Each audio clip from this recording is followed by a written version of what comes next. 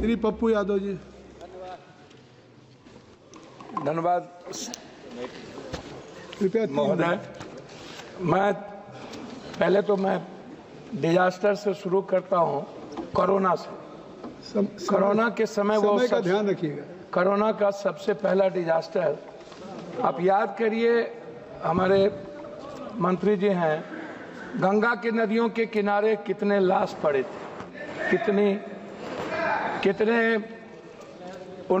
उनकी स्थिति को याद करिए। आप स्टेट प्रॉब्लम को याद कीजिए कि कैसा डिजास्टर था। केंद्र ने स्टेट के हाथ को बांध दिया था। महाराष्ट्र के मुख्यमंत्री और बंगाल के मुख्यमंत्री ने आपत्ति दर्ज की थी कि आप हमारे पावर को कटल करते हैं। तो डिजास्टर में आम लोगों को आप क्यों एक्नॉलेजमेंट नहीं करते हैं? सामाजिक लोगों को, सांस्कृतिक शैक्षणिक लोगों को, वहाँ के वैज्ञानिक को, जो ऐसे लोग हैं उसको आप, जैसे उत्तराखंड में मंत्री जी, यदि आम लोग वहाँ इन्वॉल्व होते तो 10,000 से कम जाने जाती। तो मैं चाहता हूँ कि डिजास्टर प्रबंधक को जो कमेटी आप बनाए पंचायत वाइज, जहाँ पर बाढ़ आग से प्रभावित है, उसमें एक कमेटी बनाए जिसमें सामाजिक लोगों का महत्व हो। कोरोना में के प्रभावित 40,000 लोगों को अभी तक केंद्र के द्वारा पैसे मुआवजे नहीं मिले। तो मैं मुआवजे की बात करना चाहूंगा, मैं उसको याद दिला देना चाहता हूं, जिसमें बिहार अत्यधिक प्रभावित है, मजदूर प्रभावित है, सभी लोग प्रभावित हैं, उत्तर प्रदेश के लोग, बंगाल के लोग प्रभावित हैं। मैं शुरू करता हूं अटल जी के समय से। मैं उनको याद करता हूं, अटल जी को, उनकी बहुत बड़ी परियोजना जिन्होंने नदी जोड़ने की बात की थी। मैं नदी जोड़ने से शुरू करता हूं। बाढ़ का जो संबंध है या डिजास्टर की बात करते हैं तो अटल जी जरूर याद आएंगे। उन्होंने हर नदियों को, कनेक्टिविटी को जोड़ने का जो उन्होंने एक बड़ा निर्णय था उनका, वो देश में एक बहुत बड़ा निर्णय था, लेकिन उस पर हम लोग अभी तक काम नहीं कर पाए। हम किसी नदियों को, चाहे हमारे इलाके में गंडक है, सप्तकोशी जो नेपाल से आता है, बूढ़ी गंडक है, महानंदा है, कमला है, केहर है, कनहर है, सौरा नदी है, गंगा है, जब हम इस नदियों की बात करते हैं तो वो नहीं हो पाता है। दूसरी चीज, अभी आपको याद होगा फरक्का कब बनी थी? 1974 के बाद, बाढ़ के बाद फरक्का, और फरक्का से लेकर के भागलपुर तक, नौगछिया, मनिहारी इलाके में नदियों का जो गाद है आज तक नहीं निकाला गया। नरेंद्र मोदी जी के सामने नीतीश जी, हम लोग भी मीटिंग में थे, इस प्रश्न को उठाए थे कि क्या फरक्का का रिहैबिलिटेशन होगा या नदियों को कैसे हम लोग और मजबूत कर सकते हैं, जिसमें कोसी पर भी थी। भीमनगर बैरेज बनाने की बात थी, उसको हम लोग भीमनगर को रिहैबिलिटेशन नहीं कर पाए। नए भीमनगर की बात हम नहीं कर पाए। आपने दिया है कि एक है भीमनगर, दूसरा है अजयनगर में आप एक नए बैरेज बनाने का आपने प्रपोजल हम लोगों ने दिया था। उस प्रपोजल का क्या हुआ? यदि हम उस बांध और चौड़ाकरण करते हैं, भीमनगर बैरेज बहुत लंबे समय से हो गया और सबसे ज्यादा प्रेशर पड़ता है, क्या कहते हैं आपको, नेपाल का। नेपाल से वार्ता नहीं होना भी एक बड़ा चिंता का विषय है।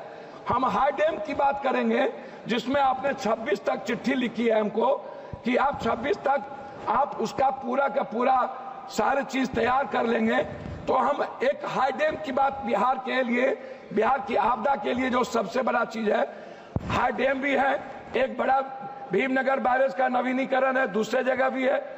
नदियों की सफाई की बात है, गाद, जो लगभग 40 सालों से अभी तक इतनी बड़ी सरकार होने के बावजूद भी हम गाद पर कोई काम नहीं कर पाए, हम नदियों को की सफाई नहीं कर पाए। नतीजा है सर, हम बातों, 5 मिनट हो गया सर। मैं 2-3 बात महत्वपूर्ण करना चाहूंगा सर, उसको आपके तो सर, मेरी राज्य मंत्री आप सर, मेरी बात तो करके बात कर सकते। सर, मैं महानंदा एक्सप्रेसवे की बात करूंगा, मैं आलमनगर से नौगछिया नवीनीकरण पक्कीकरण की बात करूंगा, मैं कोसी महानंदा एक्सप्रेसवे पर आपका ध्यान दिलाना चाहूंगा, मैं आपका ध्यान जानवर क्षतिपूर्ति पर दिलाना चाहूंगा, घर क्षतिपूर्ति और फसल क्षतिपूर्ति पर।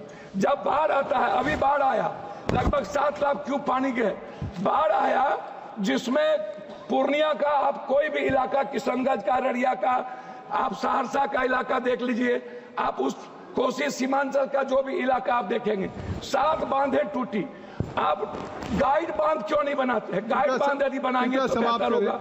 सर मैं खत्म, हमको तो समय सर दिया जाए ना, दिया ना हमने 2 मिनट समय दिया जाए। 2 मिनट हो गया, 2 मिनट, 1 मिनट और 2 मिनट सर। 1 मिनट गाइड बांध का मैं आपसे आग्रह करूंगा। दूसरा, सभी नदियों के जो बांध है, चाहे वो गंगा हो, महानंदा हो, हम चाहते हैं उस बांध का नवीनीकरण, उस बांध का पक्कीकरण। दूसरा चीज, कोसी से जो कैनाल निकलता है, नहर निकलता है, शहर निकलता है, आप उस दोनों कैनाल के दोनों तरफ उसको पक्कीकरण करिए और नहर को पक्कीकरण करिए। बहुत बहुत धन्यवाद सर 1 मिनट सर। दूसरी चीज मैं आपसे आग्रह करना चाहूंगा, जो आप सीवरेज को, गांव की सीवरेज की बात मैं करूंगा। दूसरा अंतिम बात करना चाहता हूं सर, बिहार में सभी नदियों पर, नदियों का लगभग क्या हुआ है कि पुल की बीच नीचे की नदी, हमारे यहाँ सौरा, उसके बगल में बड़ा अपार्टमेंट बना दिया गया, बिना किसी नदी के कानून को तोड़ दिया गया। माफियाओं ने नदी की जमीन बेच दी गई। पूर्णिया की स्थिति यह है, हम चाहेंगे उनकी इंक्वायरी हो। जब पूरे बिहार में जहां पर नदियों की जमीन माफियाओं ने बेच करके बड़ा बड़ा अपार्टमेंट, बड़ा बड़ा मेडिकल हब बना रहे हैं, उस नदियों को आप खाली करें। नदियों के बगल में अपार्टमेंट को आप रोकें, अन्यथा सर लास्ट है सर। श्री अनिल बलूनी, दूसरी अंतिम चीज है, कई बातें आगे सर लास्ट है, आग पर है, आग पर सर लास्ट है सर। एनडीआरएफ की हर जिले में आप, और सीडीआरएफ को, दोनों को, एनडीआरएफ को भी हर जिलों में आप व्यवस्थित करें। आग पर हम लोग कभी बात नहीं करते हैं। श्री अनिल बलूनी जी, आग के बाद बोलिए, आप क्या बोलिए? हो गए। श्री अनिल बलूनी जी।